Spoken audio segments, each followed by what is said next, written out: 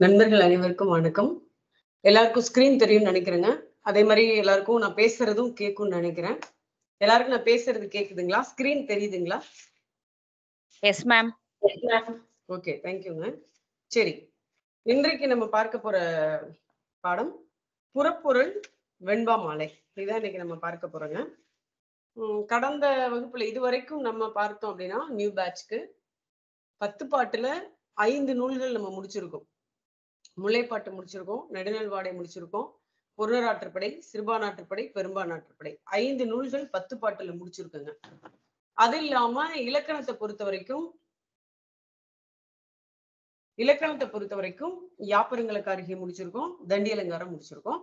இப்ப அடுத்தது நம்ம புறப்பொருள் வெண்பாமாலை பார்க்கலாங்க. இப்ப நம்ம 8 தொகை, அதாவது சங்க இலக்கியம், இந்த இலக்கணம் இது கலந்து நடத்திட்டு இருக்கோம். 10 பாட்டுல 5 பார்த்தாச்சு. இதுலயே ஆற்றுப்படை நூல்களே நம்ம பார்த்தோம்னா அதுலயே 3 பார்த்தாச்சு. சரி, தொடர்ந்து நம்ம அதையே பார்த்தோம் அப்படின்னா ஒரு கன்ஃபியூஸ் ஆகும். ஸோ அந்த 5ஐயும் நல்லா படிங்க. இப்போ ஒரு இலக்கணத்தை முடிச்சுட்டு மீண்டும் நம்ம ஒரு ஆற்றுப்படை நூல் பார்க்கலாங்க. சரிங்க, இப்ப எக்ஸாம் பாயிண்ட் ஆஃப் வியூல இதுல கல்லூரி டிஆர்பிக்கு படிக்கக்கூடிய நண்பர்கள் இருப்பீங்க, பிஜி டிஆர்பிக்கு படிக்கக்கூடிய நண்பர்களும் இதுல இருப்பீங்க. 2 பேருக்குமே இது இலக்கண பாடங்கள் 8 தொகை 10 பாட்டு இது எல்லாமே பொதுவான காமன் சிலபஸ் தான். சரிங்களா? அதனால இது எங்களுக்கு உங்களுக்கு அப்படின்னு கிடையாது, இது எல்லோருக்குமே பொதுவான சிலபஸ் தான். சரி, இந்த புறப்பொருள் வெண்பா மாலையை பொறுத்த வரைக்கும் இது தேர்வு நோக்குல நம்ம எப்படி நோக்கத்துல நம்ம இந்த புறப்பொருள் வெண்பா மாலையை எப்படி பார்க்கலாம் படிக்கலாம் அப்படின்னா, இப்பொழுது நடந்து முடிஞ்ச யூஜிடிஆர்பி தேர்வு உங்களுக்கு தெரியும். இந்த தேர்வுலயே பார்த்தோம் அப்படின்னா நம்ம குழு எடுத்துக்காட்டு பாடல்கள் இதெல்லாம் கொடுத்துதான் கேட்டிருக்காங்க. அதே மாதிரி கடந்த டிஆர்பி ஆகட்டும் அல்லது செட்நெட் தேர்வு ஆகட்டும், இந்த எல்லாத்துலயும் நம்ம பார்க்கும் பொழுது புறப்பொருள் வெண்பா மாலையில இருந்து அவசியம் வினா வரும். அதுல வந்து மாற்றுக்கருத்து இல்லை. அதே சமயம் அதுல இருக்கிற கொழு அந்த பாடல்கள் எடுத்துக்காட்டு பாடல்கள் அதெல்லாம் கொடுத்து இது என்ன துறை என்ன திணை அப்படிங்கிற கேட்கக்கூடிய வினாக்கள் இருக்கு. அப்படின்னா இந்த புறப்பொருள் வெண்பா மாலையை பொறுத்த வரைக்கும் நம்ம எல்லாமே படிக்கிற மாதிரி தான் இருக்கும். நீங்க அதனுடைய கொழு படிச்சிருக்கணும், எடுத்துக்காட்டு பாடல் படிச்சிருக்கணும். சரி, இதெல்லாம் மனப்பாடம் பண்ணணுமா? அப்படி கிடையாது, மனப்பாடம் பண்ணுங்கன்னு நான் சொல்லல. பட் கொழுவை பொறுத்த வரைக்கும் சின்ன ஒரு வரி ஒரு 4 சொற்கள் தான் இருக்கு, அதை நம்ம மனப்பாடம் பண்ணிக்கலாம், படிச்சுக்கலாம், புரிஞ்சுக்கலாம். அடுத்து எடுத்துக்காட்டு பாடல்கள் கண்டிப்பா எல்லா எடுத்துக்காட்டு பாடல்களையும் நம்ம ஒரு முறைக்கு 2 முறையாவது படிச்சு பார்த்து அதனுடைய பொருள் நமக்கு தெரிந்திருக்க வேண்டும். நீங்க மனப்பாடம் பண்றது வாய்ப்பில்லை, அதை சொல்லல. ஆனா அந்த எடுத்துக்காட்டு பாடல் கொடுத்தாங்க அப்படின்னா இது என்ன துறை அப்படிங்கிறது நமக்கு தெரியணும். அதுதான். ஏன்னா அவங்க பரீட்சையில கேட்கக்கூடிய விண்ணப்ப உதாரணத்துக்கு நான் ஒண்ணு சொல்றேன் பாருங்க. மூவரும் நெஞ்சமரம் முற்றி அவரவர் ஏவல் எதிர்கொண்டு மீண்டு உரையான் ஏவல் வழுவான் வழி நின்று வண்டார் வயலில் உழுவான் உலகுக்கு உயிர் இப்படின்னு ஒரு எடுத்துக்காட்டு பாட்டு இருக்கு. உழுவான் உலகுக்கு உயிர். இப்ப இந்த கடைசியில இது முடியுது. இந்த 3 பாடல், இந்த 4 வரி கொண்ட இந்த பாடலை கொடுத்துட்டு இந்த பாடல் என்ன துறை அப்படின்னு ஒரு வினா கேட்கலாம், அல்லது என்ன திணை அப்படின்னு கேட்கலாம். இப்ப இந்த பாடல் பாடான் திணையில வருதா வாகை திணையில வருதா அப்படிங்கிறது கேட்கலாம், அல்லது இது என்ன துறை அப்படின்னு கேட்கலாம். அப்ப இந்த பாட்டை கொடுத்தாங்கன்னா இது என்ன துறை திணை அப்படிங்கிறது நமக்கு தெரிஞ்சிருக்கணும். அப்படி நமக்கு தெரிஞ்சிருக்கணும் அப்படின்னா ஒரு முறைக்கு 2 முறையாவது இந்த பாடல்கள் அனைத்தையுமே நம்ம கண்டிப்பா பொருள் உணர்ந்து படிச்சிருக்கணும். அதுதான் இங்க முக்கியம். குருட்டு மனப்பாடம் கிடையாதுங்க. பொருள் உணர்ந்து வரிக்கு வரி நம்ம பொருள் உணர்ந்து இது என்ன அப்படின்னு உள்வாங்கி படிச்சு 4 ஆப்ஷன் கொடுத்தா சோ இது வந்து இதுதான், இது வந்து ஒரு வேளாண் வகையா, அறிவன் வகையா, பொருள் வகையா, அல்லது இது பாடான் திணையில வருதா வாகை திணையில வருதா அப்படிங்கிறத நமக்கு ஐடென்டிஃபை பண்ண தெரிஞ்சிருக்கணும். இந்த மாதிரி ஒவ்வொரு பாடலும் ஒவ்வொரு கொழுவும் புறப்பொருள் வெண்பா மாலை பொறுத்த வரைக்கும் நம்ம தெரிந்திருந்தால் மட்டுமே நம்மளால இந்த டிஆர்பில சரியான விடையை எழுதி நம்ம பாஸ் பண்ண முடியும். ஒன்று. இன்னொன்று, நம்ம இதுல இப்ப கல்லூரி டிஆர்பிக்கு படிக்கக்கூடிய நண்பர்களுக்கு டிஸ்கிரிப்டிவ் டைப் கேட்கறாங்க இல்லையா, கட்டுரை வடிவி வினா கேட்கும் பொழுது இந்த பாடல்களுடைய பொருள், இது என்ன திணை என்ன துறை என்ன அதுல என்ன விஷயம் நுணுக்கமா சொல்றாங்க, அந்த பாடல்ல இருந்து இன்னும் வேற என்ன மாதிரியான சில பாடல்கள்ல சில பழமொழிகள் இருக்கும், சில பாடல்கள் இறைவனுடைய புராண செய்தி இருக்கும் அந்த பாடல்கள்ல, சில மன்னர்களை பற்றி சொல்லியிருப்பாங்க, சில தெய்வங்களுடைய திருவிளையாடல்கள் பற்றி இந்த பாடல்கள் இடம்பெற்றிருக்கும். சோ இதெல்லாம் இந்த மாதிரி நுணுக்கமா படிச்சாதான் நீங்க கட்டுரை வடிவில் ஒரு வினா எழுதும் பொழுது உங்களுக்கு நிறைய செய்திகளை உங்களால அந்த நீங்க தாள்ல நிரப்ப முடியும். வெறுமனே பாட்டு பொருளை மட்டும் நிரப்பினா கல்லூரி அறிவு அல்ல. கல்லூரி லெவல் அப்படிங்கிறதே ஒரு எதையுமே ஒரு ஆய்வு நோக்கத்துல பார்க்கக்கூடிய ஒரு விஷயம். அப்படிங்கும் பொழுது இது ஒவ்வொன்றும் நம்ம நுணுகி ஆராய்ந்து படிச்சாதான் நீங்க இந்த கட்டுரை வடிவில வினா எழுதும் பொழுது நிறைய விஷயங்களை அதை எழுத முடியும். அது நல்லா பாத்துக்கோங்க. இது ஏதோ 10th 12th கிடையாது. என்னன்னு கேட்டா இப்ப வேளாண் வகை என்றால் என்ன அப்படின்னு கேட்டா இதுதான் வேளாண் வகை அப்படின்னு எழுதுறது பள்ளி லெவல்ல. ஆனா நீங்க கல்லூரி லெவல்ல ஒரு கட்டுரை வடிவில வினா எழுதும் பொழுது அதுல ஒரு சின்ன ஒரு இலக்கண குறிப்பை சுட்டலாம், அதுல இருக்கிற புராண செய்திகளை சுட்டலாம், அதுல இருக்கிற மேலும் சில சிறப்பு செய்திகளை சுட்டலாம். அப்படின்னா அதுக்கு நீங்க அந்த அளவுக்கு படிக்கணும். அப்படி நம்ம நுணுகி படிச்சாதான், படிக்கிறது வேற, அதை நுணுக்கமா படிக்கிறதுங்கிறது வேற வித்தியாசம் இருக்கு. சோ எந்த அளவு நீங்க அதை புரிந்து உள்வாங்கி நுணுக்கமா படித்து நிறைய விஷயங்களை அதன் மூலம் நீங்க தெரிஞ்சுக்கிறீங்களோ, அதை நீங்க தாள்ல எழுதுறீங்களோ, அதை பொறுத்துதான் நமக்கு மதிப்பெண் கிடைக்கும். சொல்லிட்டேங்க. அது எப்படி நம்ம டிஸ்கிரிப்டிவ் எழுதுறதுன்னு கேக்குறீங்களா? அது முதல்ல படிச்சாதான் எழுத முடியும். எதுவுமே படிக்கல, நம்ம உள்வாங்கவே இல்லை, நாங்க எப்படி எழுதுறதுன்னு எங்களுக்கு ஒரு மாடல் காமிங்கன்னா எப்படி? வாய்ப்பு இல்லை. சரிங்களா? சோ அதனால இன்னைக்கு நம்ம புறப்பொருள் வெண்பாமாலை எல்லா பாடல்களும் தான் நடத்த போறோம். ஏற்கனவே இப்ப 23 பேட்ச்ல இருந்தவங்களுக்கு நம்ம புறப்பொருள் வெண்பாமாலை நடத்தி இருக்கோம். 22ல இருக்கிறவங்களுக்கும் நடத்தி இருக்கோம். இப்ப அவங்க இதுல நம்ம நிறைய எடுத்துக்காட்டு பாடல்கள், சில இன்றியமையாத பாடல்கள் மட்டும்தான் நம்ம அதுல காட்டியிருக்கோம். இந்த வகுப்புல நம்ம எல்லாமே அதை சொல்ல போறோம். சோ இது நீங்க கவனமா கேளுங்க. நமக்கு முதல்ல ஆர்வம் இருந்தால் மட்டும்தான் எந்த ஒரு விஷயத்தையுமே நம்ம கற்றுக்கொள்ள முடியும், படிக்க முடியும். இல்ல அப்படின்னா நான் என்னதான் சொன்னாலும், இல்ல நீங்களே மணிக்கணக்கா புத்தகத்தை விரிச்சு வச்சுக்கிட்டு என்னதான் படிச்சாலும் உங்களுக்கு மனதுல பதிய வாய்ப்பு இல்லை. சோ அதனால பாத்துக்கோங்க. இப்ப நம்ம ஆரம்பிக்கலாம். இந்த புறப்பொருள் வெண்பாமாலை நம்ம 5 இலக்கணம் சொல்லக்கூடிய நூல்கள் இருக்கு. தனித்தனியா எழுத்து தனியா, சொல் தனியா, பொருள் தனியா சொல்லக்கூடிய நூல்கள் இருக்கு. அப்படி பார்க்கும் பொழுது ஐயனார் இதனார் என்பவரால் எழுதப்பட்ட இந்த நூல் புறப்பொருள் வெண்பாமாலை என்ற இந்த நூல் புறப்பொருளை மட்டும், பொருளில அகப்பொருள் புறப்பொருள் 2 இருக்கு இல்லையா, அதுல புறப்பொருள் மட்டும் அந்த இலக்கணத்தை மட்டும் சொல்லக்கூடிய நூல் இந்த நூல். அது ஒரு விஷயம். சரி, இன்னைக்கு அதிகமா தொல்காப்பியருக்கு அடுத்து நம்ம அதிகம் புறப்பொருள் அப்படின்னாலே இந்த நூல் தான் நிலைத்து நின்று நீங்க படிக்கக்கூடிய நூலாக இருக்கிறது ஒரு விஷயம்.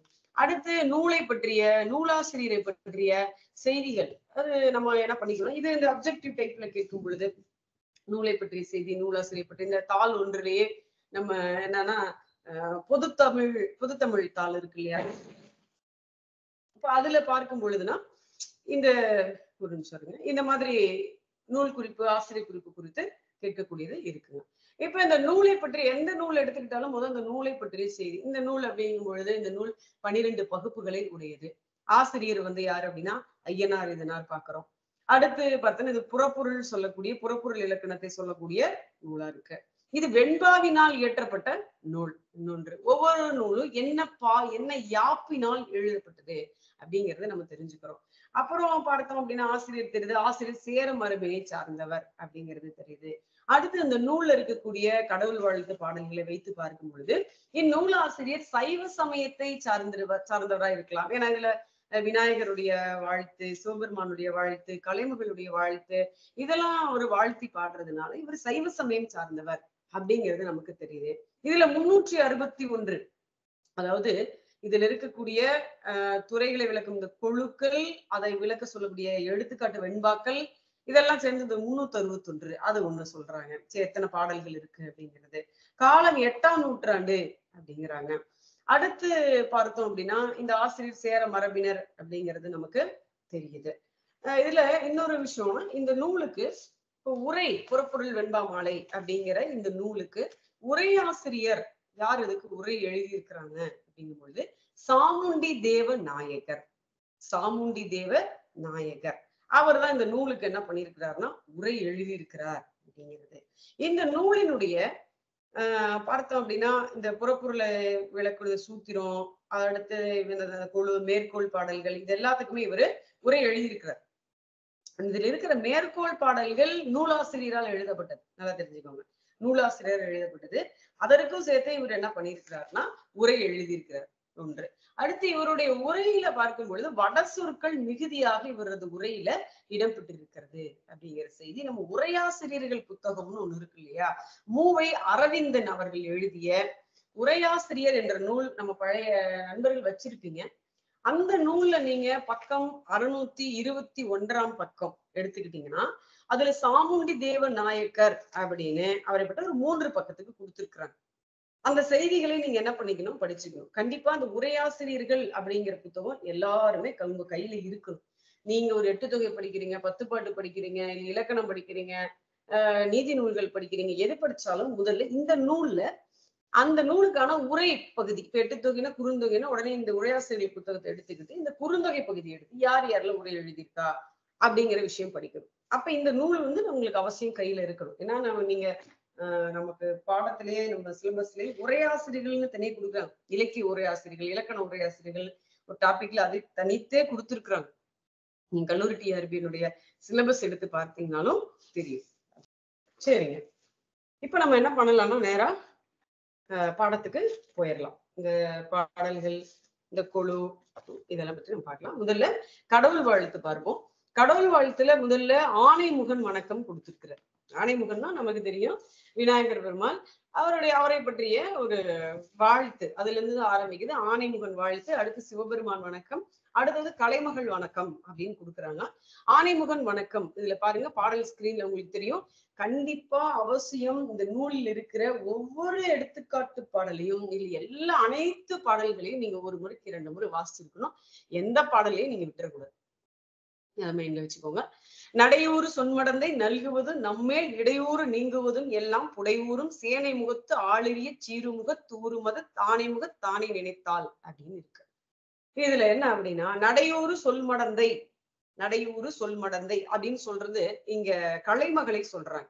இங்க என்ன சொல்றாங்க, நடைவளம் தரக்கூடிய, ஏன்னா ஒரு புலவர் அல்லவா, ஒரு ஆசிரியர் அல்லவா, அப்ப நடைவளம் தரக்கூடிய கவிபாடுகின்ற அந்த ஆற்றலை தரக்கூடிய அந்த சொன்மடந்தை யார் அப்படின்னா அந்த கலைமகள். சரி, அந்த கலைமகள் இந்த சொல்லாற்றலை நமக்கு கொடுக்கிறா. சரி, அடுத்து நம்ம மேல வரக்கூடிய இடையூறுகளை எல்லாம் நம்மை விட்டு நீங்கும்படி செய்பவன். அடுத்து பாருங்க, நம்மேல் இடையூறு நீங்குவதும் எல்லாம், இதெல்லாம் யாரால் நடக்குது அப்படின்னா புடையூறும் சேனை முக தாளிரிய சீருமுக ஊறுமத தானை முக தானே நினைத்தால். முகத்தானை, ஆணை முகத்தானை, கடைசியில நீங்க படிக்கும் பொழுது கடைசி வரி தானை முகத்தானை பிரித்து படிக்கணும். ஆணை முகத்தானை நினைத்தால், அதாவது விநாயக பெருமான நினைச்சோம் அப்படின்னா என்ன நடக்கும் அப்படிங்கிறத இங்க சொல்றாங்க. அவருடைய திருவடிகளை பாதம், அவருடைய திருவடிகளை எப்பொழுதுமே நம்ம மனசுல நினைக்கணும்.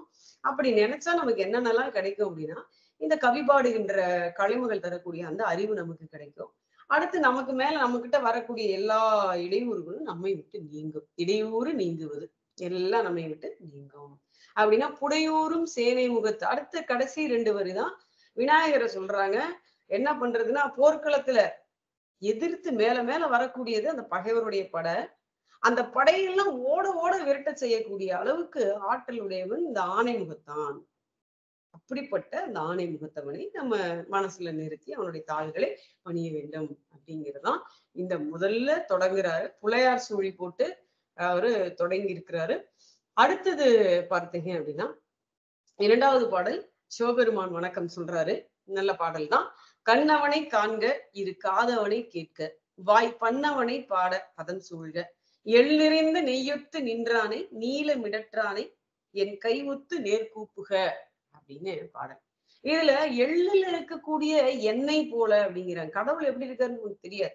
எள்ளுதான் தெரியும், பால் தெரியும், அதுக்குள்ள நெய் தெரியுமா? தெரியாது. அந்த மாதிரி எள் நிறைந்த நெய்யொத்து நின்றானே அப்படிங்கிற ஒரு அழகான உவமை கடவுளுக்கு சொல்றாங்க. இந்த மாதிரியான எங்கெங்கெல்லாம் இந்த மாதிரி சிறப்பான உவமைகள் அந்த மாதிரி வர்றதெல்லாம் நம்ம நோட் பண்ணிக்கிறோம். ஒண்ணும் இல்ல, இப்ப இலக்கணத்துல உவமை சிறப்பு அப்படின்னு கேட்டா, குறுந்தொகையில் உவமை சிறப்புன்னு கேட்கறாங்க. சரி, இலக்கணத்துல உவமை சிறப்புன்னு எங்க இலக்கணத்துல எங்கெங்க உவமை சிறப்பு? எடுத்துக்காட்டு பாடல்கள் இந்த மாதிரிதான் நம்ம பார்க்கணும். அப்ப எள் நிறைந்த, அங்க என்ன அப்படின்னா எள்ளுன்னு அர்த்தம். சரிங்களா? எள் நிறைந்த நெய்யொத்து நின்றானே நீல மிடற்றானே. எள்ளுக்குள்ள இருக்கிற அந்த நெய்யினா எண்ணெய். நெய் அப்படிங்கிறது பொதுவா எண்ணெயை குறிக்கிறது. இன்னைக்கு பாலில இருந்து எடுத்தாதான் அததான் நம்ம வெண்ணெய் இது பண்ணி எடுக்கிறது நம்ம நெய்யின்னு சொல்றோம். அந்த காலத்துல பொதுவா எண்ணெயை வந்து நெய்யின்னு சொல்றோம். இது சொற்பொருள் மாற்றம் நம்ம சக்திவேல் ஐயா புத்தகத்துல நம்ம படிப்போம். சரிங்களா? எப்படி எல்லாம் மாறி இருக்குன்னு. அப்ப நம்ம கண்கள் அவனை காண்பதற்காக, காது அவனை கேட்பதற்காக, வாய் அவனை பாடுவதற்காக அப்படின்னு சொல்லிட்டு அவன் எப்படிப்பட்டவன்னா எள் நிறைந்த அந்த எண்ணெயை அது அந்த மாதிரி இருக்கக்கூடியவன் நம்ம என்ற இறைவன் சிவபெருமானை சொல்றாங்க. சரி, நீல மிடற்றானை, மிடருன்னா நமக்கு தெரியும் இந்த கழுத்து. மிடரு அப்படின்னா கழுத்து. அப்படி எள்ளில் உள்ள எண்ணெயானது எப்படி எல்லா இடத்தும் இருக்குதோ அந்த மாதிரி எல்லா பொருள்களையும் எண்ணிருந்த எல்லா பொருள்களையும் இருக்கக்கூடியவன் யாரு அப்படின்னா இறைவன். அவன் நஞ்சுண்டது வந்து கரிய மிடரு. நீலம்னா இந்த இடத்துல கருமைன்னு குறிக்கிற பொருள். மிடருனா கழுத்து. அப்படிப்பட்டவனை கையொத்து நேர்கூப்புக. அவனை நினைச்சு என் கைகளை குவித்து அவனை நான் என்ன பண்றேன் அப்படின்னா இறைவனை வணங்குகிறேன் அப்படின்னு சொல்றது. இது நல்ல பாட்டுங்க. இது கண்ணவனை காண்பேர் காதவனை கேட்க வாய் பண்ணவனை பாட பதஞ்சூழ்க என் நிறைந்த நெய்யொத்து நின்றானே நீளமிடற்றானே என் கையொத்து நேர்கூப்புக அப்படிங்கிறது. அடுத்தது கலைமகள் வணக்கம் சொல்றாங்க. கலைமகள் வணக்கம் பாருங்க. தவளத் தாமரை தாதார் கோயில் அவளை போற்றுதும் அருந்தமிழ் குறித்தே அப்படிங்கிறாங்க. இந்த இடத்துல தவளம் அப்படின்னா வெண்மைன்னு அர்த்தம். தவளம் அப்படின்னா வெண்மை. தவள தாமரை அப்படின்னா வெண் தாமரைன்னு அர்த்தம். தாதுனா மகரந்தம் நமக்கு தெரியும். தவள தாமரை வெண் தாமரை, மகரந்தம் நிறைந்த அந்த வெண் தாமரையே தான் இருக்கக்கூடிய கோயிலாக கொண்டிருப்பவள். கொண்டிருப்பவள் யார் அப்படின்னா கலைமகள். இப்ப நமக்கு ஒரு இதுல ஒரு விஷயம் சொல்றேன் கேளுங்க. கோயில் இப்ப இந்த கோவில் அப்படிங்கும் பொழுது உடம்படுமையில் நம்ம படிப்போம். ஈ ஐவழியவும் யானை உயிர் வழி வவ்வும். ஐ இது நிலைமொழியில வந்து வருமொழி முதல்ல உயிரெழுத்து வந்தால் ஐ வழி எவ்வும் எகர உடம்படுமை வரும். ஏனைய எழுத்துக்கள் வந்தால் வகர உடம்படுமை வரும். அப்ப கோ கூட்டல் இல் அப்படின்னா வகர உடம்படுமை தான் புணர்ச்சி விதிப்படி வரும். வகர உடம்படுமை தான் வரும். அப்ப கோவில் அப்படின்னு தான் நம்ம போடுவோம். அப்ப நமக்கு ஒரு டவுட், கோவிலா அப்படின்னா புணர்ச்சி விதிப்படி கோவில் போடுறது சரிதான், தப்புன்னு சொல்றதுக்கு இல்லை இங்க. ஆனா கோயில் இது சொல்லலாம், தப்பு கிடையாது. இதுக்கு நம்ம தப்பு கிடையாது நம்ம வாயால சொன்னா பத்தாது, எங்கெல்லாம் இருக்குங்கிறத சொல்லணும். கோயில் நான்மணி மாலை ஒரு நூல் இருக்கு. உள்ளம் கோயில், உள்ளம் பெருங்கோயில் ஊனுடம்பு ஆலயம், அங்க கோயில்னு திருமூலர் சொல்றாரு. தவளத்தாமரை தாதார் கோயில் ஐயனார் இதனர் சொல்றாரு. இந்த கோயில்ங்கிறது தவறில்லை அப்படிங்கிறத நம்ம சொல்லணும். சோ இதுல குடிக்கொண்டிருப்பவள் யார் அப்படின்னா கலைமகள். அவளை போற்றி என்ன பண்ணலாம் அப்படின்னா இதை வந்து வாழ்த்துறேன் அப்படின்னு சொல்லி வாழ்த்துறா. ஓகே, இது முடிஞ்சது. அப்ப 3 கடவுள் வாழ்த்து வணக்கம் முடிஞ்சது. அடுத்தது சிறப்பு பாயிரம். சரிங்க, சிறப்பு பாயிரத்துல என்ன சொல்ல, அவர் அதுலதான் வந்து இந்த ஆசிரியர் யாரு, அவர் எப்படிப்பட்டவர், அவர் என்ன அப்படிங்கிறது, அவரை பற்றிய செய்தி எல்லாம் இந்த சிறப்பு பாயிரத்துல இருக்கும். இப்ப இந்த சிறப்பு பாயிரத்துல பாருங்க என்ன விஷயம் பாருங்க. பாட்டை படிச்சிருங்க எப்பொழுதுமே. ஏன்னா இந்த கொடுத்து இதுல இருக்கிற 2 வரியை கொடுத்து இப்ப பாருங்க. பன்னிரு புலவரும் பாங்குற பகர்ந்த பன்னிரு படலமும் பழிப்பின்று உணர்ந்தோன் யார்? ஒரு கேள்வி கேட்கறாங்கன்னு வச்சுக்கோ. துன்னருஞ்சீர்த்தி தொல்காப்பியன் முதல் பன்னிரு புலவரும் பாங்குற பகர்ந்த பன்னிரு படலமும் பழிப்பின்று உணர்ந்தோன். இது யார் இந்த பழிப்பின்று உணர்ந்தோன்? இப்படி இந்த 3 லைனை மட்டும் எடுத்து கேட்கறாங்கன்னு வச்சுங்க பரீட்சையில. இது நமக்கு தெரியணும். முதல்ல புறப்பொருள் என்பா மாலையில இருந்து வந்திருக்கு. புறப்பொருள் என்பா மாலையில வந்து இருந்திருக்கு. இந்த பன்னீர் பழிப்பின்று உணர்ந்தோங்கிறது வந்து ஐயனார் இதனார சொல்லுது. ஓங்கிய சிறப்பின் உலகம் முழுதாண்ட வாங்குவில் தடக்கை வானவர் மருமான் அப்படின்னு சொல்ற சேரர் குடியில வந்தவர். அப்ப இந்த செய்தி இதுல இருக்கு. அப்ப இது யாரை குறிக்குது? சோ இது வந்து இப்படி நம்ம இதெல்லாம் இந்த எதுக்கு இது சொல்றோம்னா இந்த வரிகளை நீங்க விட்டுறாதீங்க, மிஸ் பண்ணிடாதீங்க. அடுத்தது பாருங்க, சிறப்பு பாயிரம். சிறப்பு பாயிரம் ரொம்ப முக்கியம். ஒவ்வொரு நூல்லையும் நம்ம சிறப்பு பாயிரத்துல என்ன விஷயம் சொல்றாங்க அப்படிங்கறது நம்ம கண்டிப்பா பாத்துக்கணும்.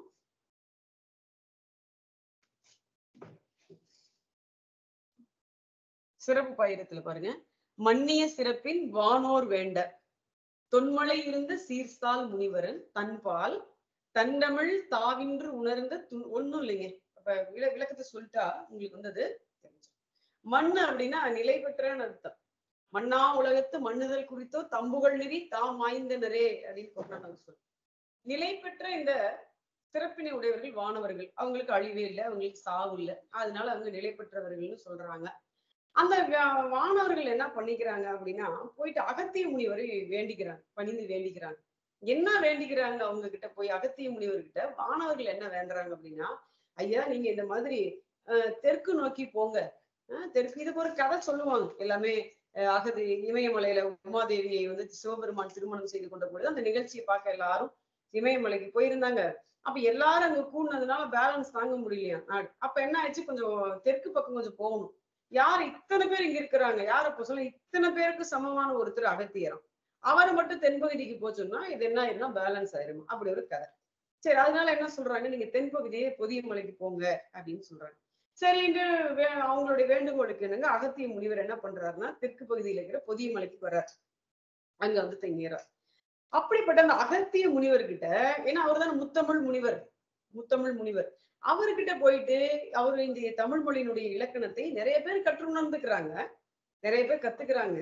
அவர்களுள்ள சிறப்பானவங்க அப்படின்னு சொன்னா ஒரு 12 பேர், ஒரு 12 பேர். குன்னரஞ்சீர்த்தி தொல்காப்பியன் முதல் ஒரு 12 பேர் சொல்றாங்க அவருடைய பன்னிருவர் மாணவர்கள். சரிங்களா?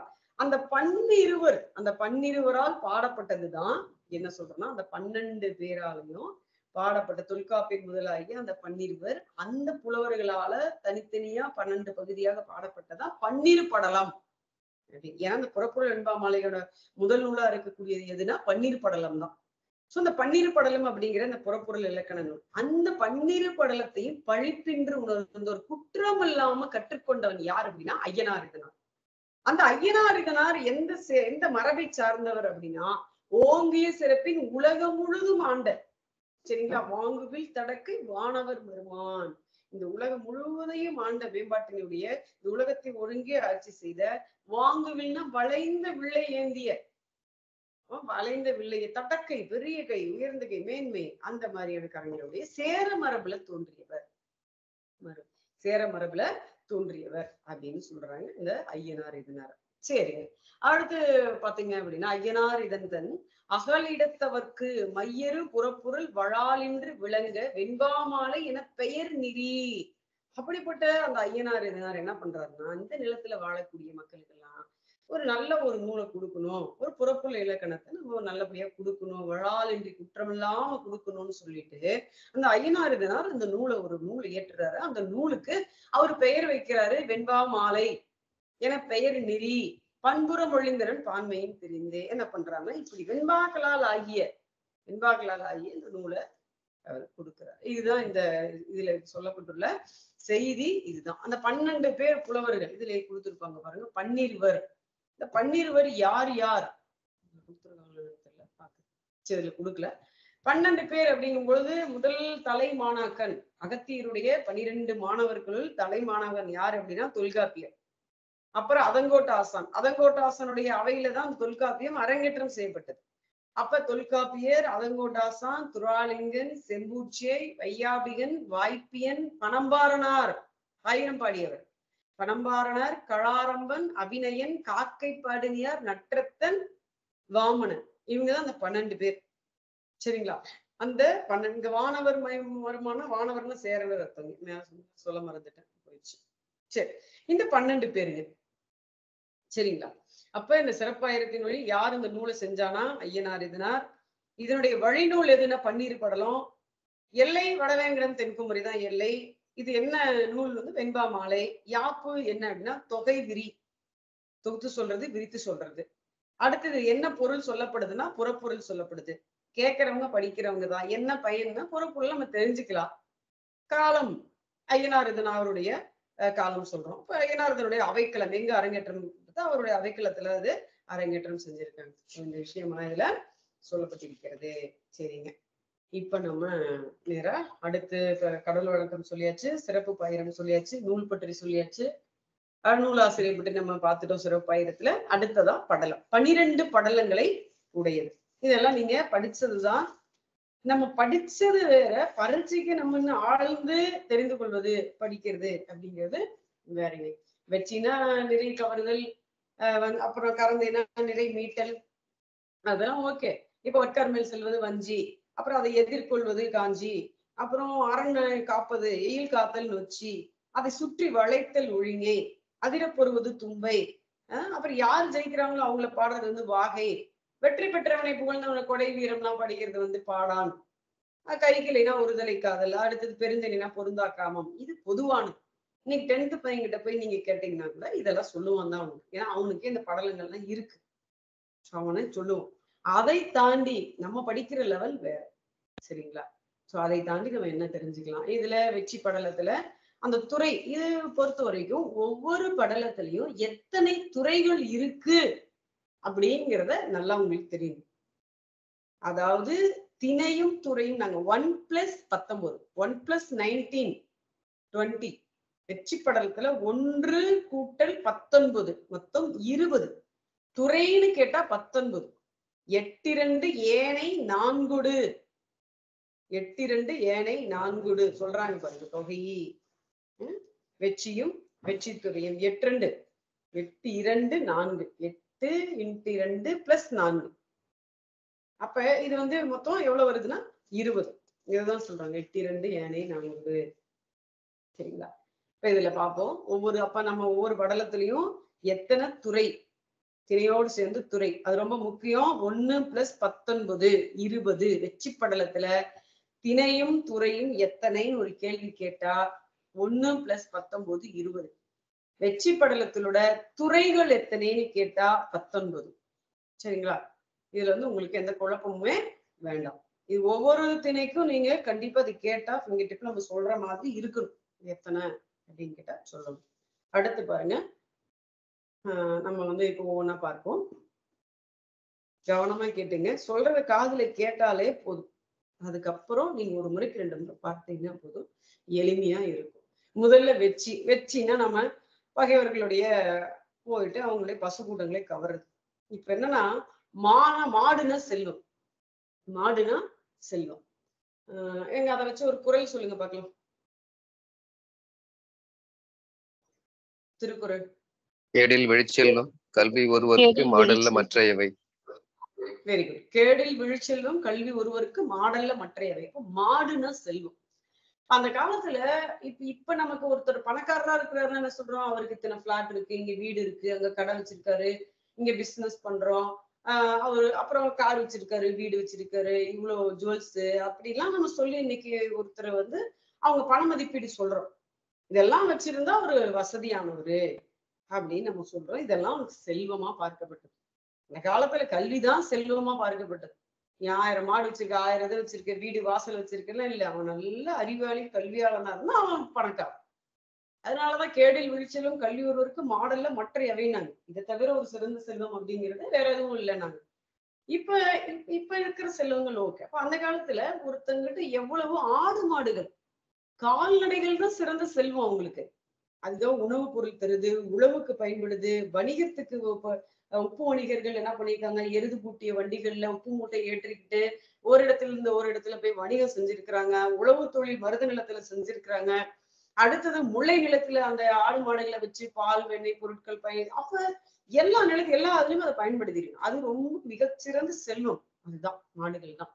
அப்போ ஒருத்தனை வந்து செல்வத்தை அவனை இழக்க வைக்கணும், அவனை பலம் இழக்க வைக்கணும், அவங்ககிட்ட இருக்கிற ஆடு மாடுகளை முதல்ல போய் கவர்ந்துட்டு வரணும். அது மிகச்சிறந்த அதாவது போருக்கு அடிப்படை ஆயத்தம். அது மாதிரி பாத்தீங்கன்னா வெற்றி ஒவ்வொரு பூ சூடிக்கிறாங்க அந்தந்த நிலத்துக்காரங்க. சரிங்க, இந்த வெற்றி பூவை சூடிக்கிட்டு என்ன பண்றாங்க, போயிட்டு பகை நாட்டினுடைய இந்த வெற்றி பூ அப்படிங்கிறது பாத்தீங்க அப்படின்னா குறிஞ்சி நிலத்துக்குரிய பூ. மலையும் மலை சார்ந்த அந்த குறிஞ்சி நிலத்திற்குரிய பூ தான் இந்த வெற்றி பூ. சரிங்களா? மலைநாட்டு போய் சொல்லிய மறவர் மலைகளிலும் பிற நிலப்பகுதியில் மேய்ந்து கொள்ளும், அதெல்லாம் வேண்டாம் நமக்கு. சரிங்க, இப்ப இது என்னன்னு பார்க்கலாம். வென்றி வேந்தன் பணிப்பவும் பணிப்பின்றியும், வென்றி வேந்தன் பணிப்பவும் பணிப்பின்றியும் சென்று இகழ் முனை தந்தன்று. இதுதான் நம்ம வந்து வெற்றி என்பது 2 வகை. மண்ணுறு தொழில், தன்னுறு தொழில். அது என்ன மண்ணுறு தொழில், அது என்ன தன்னுறு தொழில் அப்படின்னா, மண்ணுறு தொழில்னா அரசன் கட்டளையிடுவான் வீரர்களுக்கு, எல்லாம் போயிட்டு அந்த நாட்டுல போயிட்டு அந்த இதெல்லாம் கவர்ந்துட்டு வாங்கப்பா அப்படின்னு சொல்லுவோம். அப்படி மன்னனுடைய ஏவலுக்கு இணங்க போய் இந்த பசுக்கூட்டங்களை கவர்ந்துட்டு வரதா அது மண்ணுறு தொழில்.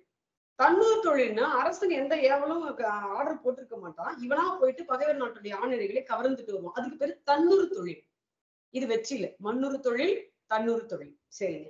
அடுத்தது பாருங்க, வென்றி வேந்தன் பணிப்பவும் பணிப்பின்றியும் சென்றி இகழ் முனை, இகழ்னா பகை, சென்றிகள் முனை ஆ தந்தன்று.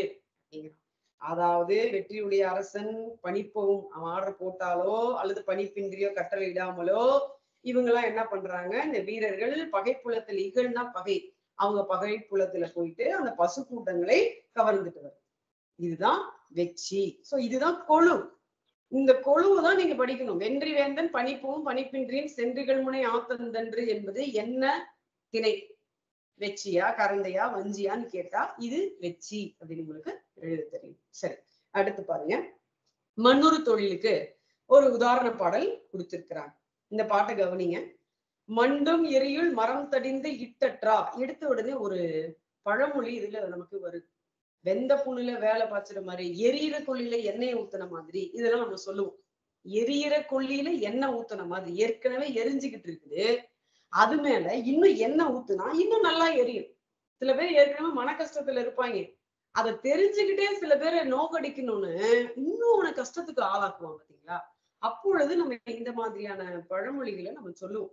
ஏன்டா நீ வேற எரியிற கொள்ளியில எண்ணெயை ஊத்துற அப்படின்னா. அந்த மாதிரி இதுல முதல் வரியே பாருங்க, மண்டும், மண்டும்னா நெருங்கியன்னு அர்த்தம். மண்டும் எரியுள் மரம் தடிந்து இட்டற்றால், ஏற்கனவே அது மிகுதியா பற்றி எரிஞ்சுக்கிட்டு இருக்குது, அந்த நெருப்பு மேல இன்னும் கொஞ்சம் சுள்ளிகள் மர இதெல்லாம் வெட்டி போட்டா எப்படி இருக்குமோ அது மாதிரி. மண்டும் எரியும், மண்டும் எரியுள் மரம் தடிந்து இட்டற்றார் கொண்ட கொடுஞ்சிலையின் கொள் தெரிய கண்டே. அடையார் முனை அலற, அடையார்னா பகைவர், அடையார் முனை அலற, அலறுது, அடையார் உணர் அலற ஐயிலைவேர் காலை விடையாயும் கொள்கின்றான் வேந்து. சரி, அதாவது பாருங்க, ஏற்கனவே எரியிற கொள்ளில அதை உதாரணத்துக்கு போட்டாங்க. உதாரணத்துக்கு போட்டாங்க. ஏற்கனவே இந்த வீரர்கள் போய் எப்போ பகைவர்களுடைய இதை நம்ம அவங்களை கை கொள்ளலாம் அவங்க எதிர்பார்த்துட்டு தான் இருக்காங்க. இந்த படைத்தலைவர்ல அந்த தயாரா இருக்கிறான், ஆணிரைகளை கவர கருதுறான், சின்னத்துடன் உட்கார்ந்து இருக்கிறான். அந்த அம்பு ஐயிலை வேல், இந்த கூர்மையான கூர்மையான வேலை வச்சுக்கிட்டு என்ன பண்றாங்களா, ரெடியாவே இருக்காங்க. அந்த கூட்டம் தயாரா இருக்கு. அந்த நேரத்துல அங்க வராரு அரசரு. அவர் அந்த வீரர்களை பார்த்து சொல்றாரு, முக்கியமா படைத்தலைவரை பார்த்து சொல்றாரு, பகைவருடைய நிலத்துக்கு போங்க,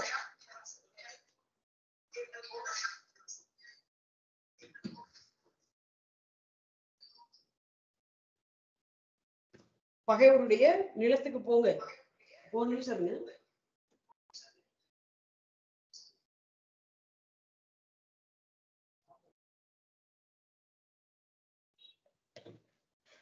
பகைவருடைய யாரோ மைக் ஆன் பண்ணி வச்சிருக்கீங்க பாருங்க, ஆஃப் பண்ணுங்க.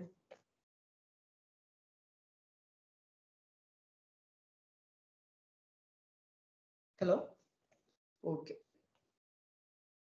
நீங்க பகைவருடைய போர் முனைக்கு போயிட்டு அவங்களை கதிகலங்குமாறு செய்து அவங்களுடைய ஆணையர்களை கைப்பற்றிட்டு வாங்க அப்படின்னு மன்னர் சொல்லிட்டார்.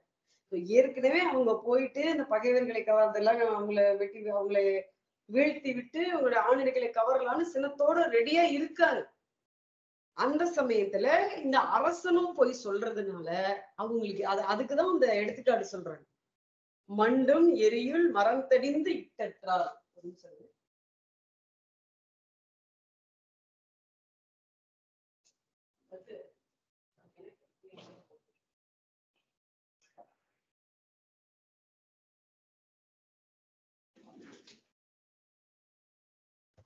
இது மண்ணூறு தொழிலுக்கு உதாரணம் இந்த பாடல். அப்ப இந்த பாடல் கொடுத்தா இது மண்ணூறு தொழிலா தன்னூறு தொழிலா வெற்றியா கரந்தையாங்கிறது நமக்கு தெரியணும். சரிங்களா? அடுத்தது பார்ப்போம். அடுத்தது தன்னூறு தொழில். இது அரசனுடைய ஏவல் இல்லாமலே இந்த மறவர்கள் பகை நாட்டுக்கு போயிட்டு அவங்களுடைய ஆணையர்களை கவர்ந்துட்டு வரலாம் அப்படின்னு நினைக்கிறது. இதுல பார்ப்போம். அரா நிலைச்சாடி ஆடுரு தேரல் மறால் மழைத்தடன் கண்ணி புறான் கடுங்கன் மறவன் கழல் புனைந்தான் காலை நெடுங்கடைய நேரார் நிறை. இதுல சொல்றாங்க, பெண்ணே கள்ளு விக்கிறாள்ல, அந்த கள்ளு விக்கிற பெண்ணு கிட்ட சொல்றாங்க, மழைத்தடம் கண்ணி அப்படிங்கிறாங்க. அந்த பெண்ணு எப்படின்னா, மழைத்தடங்கண்ணி அப்படின்னா குளிர்ந்த அப்படி மழை எப்படி குளிர்ச்சியா இருக்குமோ அந்த மாதிரி குளிர்ந்த பெரிய கண்களை உடைய, மழைத்தடமா எங்களுக்கு பெரியன்னு அர்த்தம். சரிங்களா? அப்ப அந்த பெரிய கண்களை உடைய அந்த கள்ளு இருக்கக்கூடிய பெண்ணு, அந்த பெண்ணு கிட்ட சொல்றான், நீ எப்பொழுதுமே உன் சாடியில, அந்த கட்சாடியில கல் எப்பொழுதுமே இருந்துகிட்டே இருக்கு. அரா நிலைச்சாடி, அறாதுன்னா வற்றி போகாத அளவுக்கு, கல் அற்று போகாத அளவுக்கு எப்பொழுதுமே நிலைத்து அந்த பெரிய தாழி, அந்த கல்லு சாடி, அந்த கல்லு இருக்குல்ல, தேரல்னா கல்லு, அந்த கல்லு இந்த மறவன் கடனா கேட்கிறான். இந்த மறவன் என்ன பண்றான், கடனா கேட்கிறான். நீ கொடு, அவன் கேட்கறத கொடு, அவன் கண்டிப்பா திருப்பி கொடுத்துருவான். கடன் பட்டதை பொறுத்து கொள்ளாதவன், பொறான், நீ ஏதோ ஒண்ணு சொல்லிட்டு ஒரு வார்த்தை பொறுத்து கொள்ளாதவன், திரும்பி கொடுத்துருவான் இந்த வீரன். அது நீ அவனுக்கு கொடு, அந்த கல்ல கொடு. கடுங்கன் மறவன் கழல் புனைந்தான் காலை. அதாவது இப்ப அந்த வீரன் என்ன பண்றான் அப்படின்னா, அந்த மாலை காலத்துல கால்ல வீர கழலை கட்டியிருக்கான், தயாரா இருக்கிறான். பகைவருடைய போயிட்டு அவங்களுடைய ஆணிரைகள் எல்லாம் கவர்ந்துட்டு தயாரா இருக்கிறான். கழல் புனைந்தான் கால் நெடுங்கடைய நேரார் நிறை. நாளை காலை பொழுதுல, காலை நெடுங்கடைய நேரார் நிறை, நாளை காலை பொழுதுக்குள்ள என்ன பண்ணிடுவானா, பகைவருடைய அந்த ஆணிரைகளை முழுவதும் கவர்ந்து கொண்டு வந்து விடுவான். கவர்ந்து கொண்டு வந்து என்ன பண்ணுவான், இங்க கொண்டாந்துருவான். நம்முடைய நீண்ட அந்த முற்றத்தின் கண்ணே அவன் நிறுத்துவான் இந்த பசு கூட்டங்களை. அதனால உனக்கு கொடுக்க வேண்டியதை அவன் கொடுத்துருவான், நீ கொடு. இப்ப கடனா கேட்கிறான், கொடு. இல்லைன்னு சொல்லாம இந்த மறவனுக்கு காலம் தாழ்த்தாமல் உடனே கொடு அப்படின்னு சொல்றதுதான் இந்த பாட்டு. அரா நிலைச்சாடி, சாடி அந்த தாழி, ஆடுரு தேரல் மரான் மழைத்தடங் கண்ணி பொறான் கடுங்கன் மறவன் கழல் புனைந்தான் காலை நெடுங்கடைய நேரார் நிறை. நேரார்னா பகைவர். இதுல பகைவர் அப்படிங்கிறதுக்கு எத்தனை சொற்கள் வருதுன்னு நீங்க இப்ப இருந்தே நோட் பண்ணிக்கங்க. நான் ஒரு சமயம் கேட்கிறேன், இதுல நேரார்னு இருக்கு, பார்க்கலாம். ஒரு பகைவர் அப்படிங்கிறதுக்கு எத்தனை விதமான சொற்களை பயன்படுத்துறாரு ஆசிரியர் அப்படிங்கிறத பார்க்கலாம். சரிங்க, அடுத்ததா வெச்சி அரவம். இப்ப பார்த்தது திணை, அடுத்தது வெச்சி அரவம். முதல் வெச்சி திணையினுடைய முதல் துறை என்ன அப்படின்னா வெச்சி அரவம். ஒரு படைக்கு போறாங்க, முதல்ல என்ன பண்றாங்க, ஆரவாரித்து தயாரா ஆவறாங்க போல, எல்லாம் ஒரு இடத்துல கூடி இருக்காங்க, ஜெயினு கூடி இருக்காங்க, ஒரே சத்தம், ஆரவாரித்து செல்லக்கூடிய அந்த நிலையதான் என்ன சொல்றோம்னா வெச்சி அரவம். களவார் முனைமேல் செலவமர்ந்தன்று. களவார் அப்படின்னா பகைவர், நம்மோடு பொருந்தாதவங்க, கலந்து கொள்ளாதவங்க, பொருந்தாதவங்களை பகைவர்னு சொல்றோம். அப்ப அந்த களவார் முனைமேல் செலவமர்ந்தன்று, நம்ம கூட பொருந்தாத அந்த பகைவர் அவங்க முனைமேல்னா அவங்க அந்த போர் செய்ய இடத்துக்கு அங்க போயிட்டு அவங்களுடைய பசுக்கூட்டங்களை கவருவதற்காக போறோம். சரிங்களா? செலவு அமர்ந்தன்னு செலவுனா அந்த பயணம் இங்க போறோம். இதுதான் களவார் முனைமேல் செலவமர்ந்தன்று வெச்சி அரவம் சொல்றோம். சரி, அது கொழு. இப்ப நான் சொன்னது கொழு. அடுத்தது எடுத்துக்காட்டு பாட்டும் நம்ம படிச்சுதான் ஆகணும். பாருங்க, நெடிபடு காணத்து நீள்வேன் மறவர் அடிபடு தாரவர் செல்வான் ஆர் அதர் செல்வான். அதை அப்படி பிரிச்சு படிக்கணும். சரிங்களா? துடிப்படுத்து வெச்சி மழைய விரவார் மணிநிறை கட்சியுள் காரி கழுல். நம்ம எங்கேயாவது ஒரு இடத்துக்கு போறோம் அப்படின்னா சில நிமித்தங்கள்லாம் நமக்கு இருக்கும். இப்ப இவங்க என்ன பண்றாங்க, இந்த வீரர்கள்லாம் போயிட்டு பசுக்கூட்டங்களை கவர்றதற்கு போறாங்க. சரிங்களா? பசுக்கூட்டங்களை கவர்றதுக்கு இப்ப நெடிபடு காணம், நல்ல நீண்ட காடுகள், பெரிய கடத்தற்கரிய பெரிய காணம்னா அந்த காடு, அந்த காட்டை கடந்து போகணும்னு நினைக்கிறாங்க. அப்ப கால்ல செருப்பு அணிஞ்சிருக்காங்க. அடிபடுத்து கால்ல என்ன பண்ணிருக்காங்க அப்படின்னா அதர்னா வழி, அந்த நீண்ட வழியில போறதுக்கு அந்த அடியில பாதங்கள்ல செருப்பு அணிஞ்சிருக்கிறாங்க. துடிப்படுத்து, துடிங்கிறது தோற்கருவி, அந்த தோற்கருவியை முழக்கிறாங்க. தலையில என்ன பண்ணிருக்காங்க அப்படின்னா பூக்கள் சூடி இருக்கிறாங்க, அந்த வெச்சி மலர்களை சூடிருக்காங்க, வெச்சி மலைய பூக்கள் சூடிருக்காங்க. விரவார் மணி நிறை, விரவார் அப்படின்னா அங்க பகைவருடைய மணி பூட்டப்பட்ட அந்த ஆணிரைகள் அந்த காட்டில் நிறுத்தி வைக்கப்பட்டிருக்கிறது. அததான் இவங்க கவர்தற்கு போறாங்க. அந்த காட்டுல காரி கழுல், காரிங்கிற ஒரு பறவை அழுவுதான். இது ஒரு கெட்ட சகுனம், அந்த பகைவர்களுக்கு கேடு நிகழப்போவதை வெளிப்படுத்துது. அந்த காட்டுல யாருக்கு கெட்ட சகுனம், அவங்களுக்கு வெச்சி யாரு போய் கவர போறாங்களோ அவங்களுக்கு ஐயோ என்னடா இந்த பறவை கத்துது, ஏதோ ஒரு கெட்டது நடக்க போகுதுன்னு அவன் நினைப்பான். சோ இது வெச்சி அரவம்.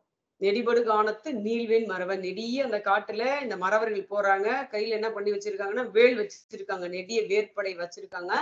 அடிபடுத்தாரத கால செருப்பு அணிஞ்சிருக்கிறாங்க, துடிக்கருவி இசைக்கிறாங்க, வெச்சி பூ சூடி இருக்கிறாங்க.